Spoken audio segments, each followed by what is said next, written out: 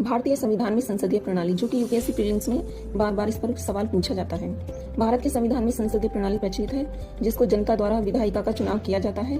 विधायिका से ही कार्यपालिका का निर्माण होता है, जबकि अध्यक्षात्मक प्रणाली में जनता द्वारा कार्यपालिका और विधायिका का चुनाव अलग अलग किया जाता है। संसदीय प्रणाली में लोग सिर्फ विधायिका का ही चुनाव करते हैं। इसमें दोहरी कार्यपालिका होती है, जैसे कि प्रेसिडेंट और पीएम। प्रेसिडेंट जनता द्वारा सीधे नहीं चुने जाते, जबकि पीएम जनता द्वारा सीधे चुने जाते हैं। प्रेसिडेंट जो है नाम मात्र के होते हैं, जबकि पीएम वास्तविक होते हैं।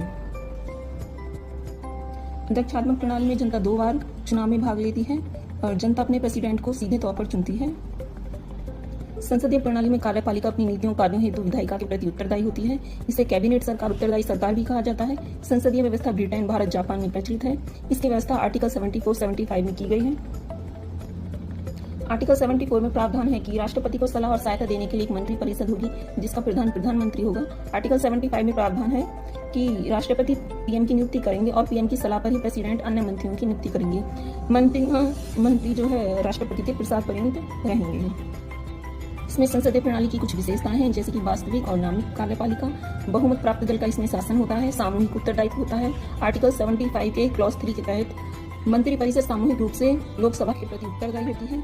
निचले सदन का विघटन हो सकता है, क्योंकि अध्यक्षात्मक प्रणाली में कार्यपालिका विधायिका के प्रति उत्तरदायी नहीं होती। इसका कार्यकाल पूरा होता है।